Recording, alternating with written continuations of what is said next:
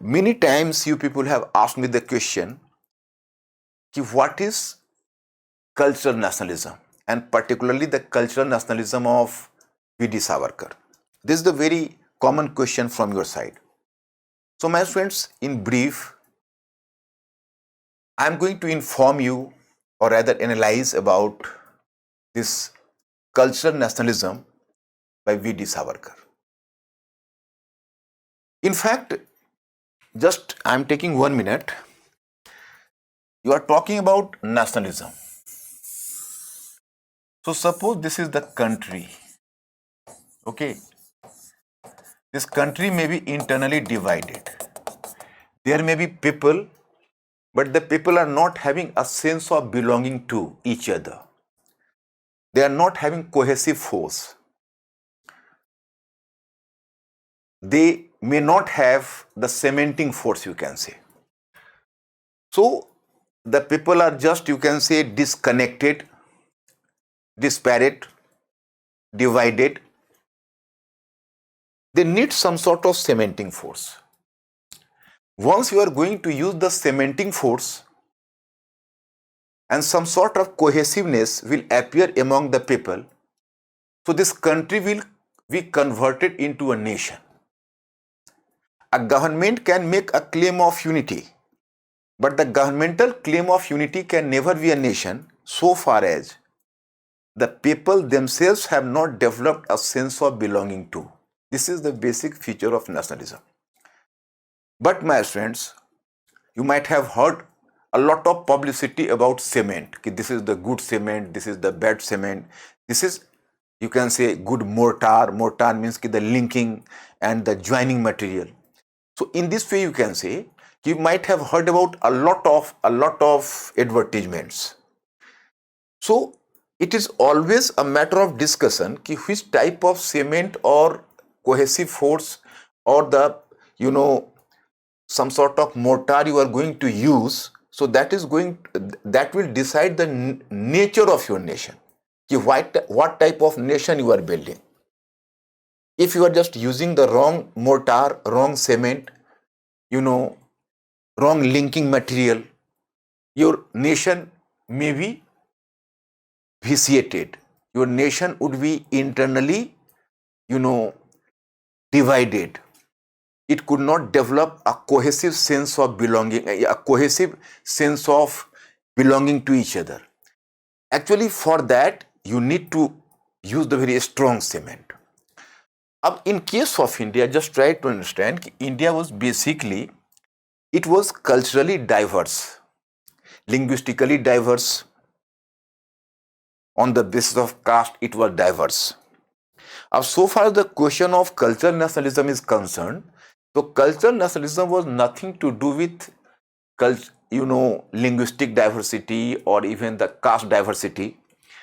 Its major factor is V.D. Savarkar, who was the exponent of the Hindutva as well as cultural nationalism, he just tried to educate the Indians. He was a great nationalist, He was among the very few revolutionaries who might have felt the, you can say, bitterness of even Sajaye Kala Pani, because he spent 10 years a very rigorous punishment at Andaman Nicobar.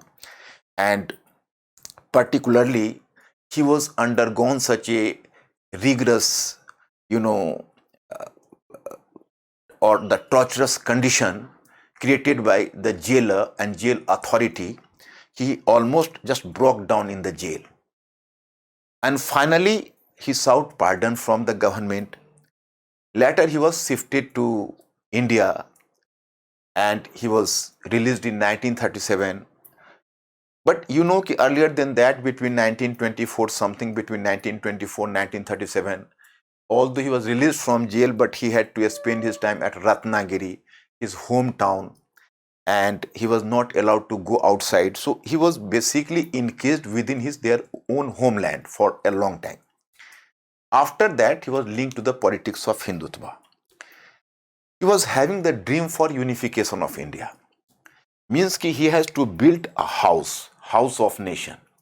But what type of nation he has to build? So for that, you have to understand what type of cement or the, you can say, mortar or the binding force he has selected at that time to link the people with each other. According to him, all the people east of Indus, that is Hindus, and he believes there are the two type of nationalism, you can say. One is geographical nationalism, another is cultural nationalism. Geographical nationalism means for example, this is India, and the people who are just living within the geographical boundary of India, so that is geographical nationalism. But it is not essential that you are just living in the same geographical region or within the same geography, but still you are the part of the cultural nation. So it is not possible. For being the part of the cultural nation, all the people of India should have fulfilled two criteria. Firstly, India should be their motherland. Okay? And the second one is that is called Pitri Bhumi. He has used the term Pitri Bhumi. And apart from being the motherland, the same India should work as their, and the same India, even their pilgrimage centers, what you know as Tirth Yatra, their pilgrimage centers should also lie within India. It should not be outside of India. And in that condition, you will be the part of the cultural nation of India. Otherwise, geographically, we can live in India, but you cannot be part of this cultural nation so far as you are not going to fulfill two criteria. My friends, what I am just using, he used the same cement, but problem was that a substantial number of Indian population at that time before partition, nearly more than 20% were Muslims themselves, some part of Christians as well, some other communities, but very negligible number. So they could not fulfill the second one criteria, because most of the Muslims, they were the, you can say, Christians, they were definitely, they might have been born within India. So India was their, you can say, motherland. But as for the pilgrimage centers, their pilgrimage centers were lying outside of India. So a substantial number of Indians were not falling within the nation. So here the point is that the type of cement he was using, was it appropriate for India to be a nation which was continental in size, almost continental, although it is a subcontinent, but you know it is continental in size. So whether this theory was suitable to the nation like India, this is the matter of objection. And the second one point is that we are not going to put a question mark to the veracity of nationalism. To the veracity of nationalism, V.D. Savarkar was promoting, because he was definitely a great nation and he was having from the bottom of heart the welfare of India. But the path he chose at that time, whether it was going to help India or not, this is the matter of dispute. You might have heard a very famous proverb, to throw baby with a bath water. Means that there was some governess, she has served a baby very well, and someday she has cleaned the baby and give her the very healthy bath. Everything was okay. But lastly, when she was throwing the water in the ball, so she forgot that baby is also lying in this water, and she threw the whole ball with the baby itself. So same is going to be applied here. It helped indirectly Muhammad Ali Jinnah, who was up and doing to prove that the Muslims are not the part of India, and they need another nation. So my point is that, my friends, even if you are going to be nationalist, you have to be careful enough whatever statement is going to serve my nation and what not. Because after all, you can say India is a cohesive nation, and every citizen in India, whatever their caste, creed, community, they are the part of the same nation. So my friends, this is the point. V.D. Savarkar, once again I am just repeating, V.D. Savarkar was a great nationalist, and he was from the bottom of heart, he was having a great feeling for the unity of the nation.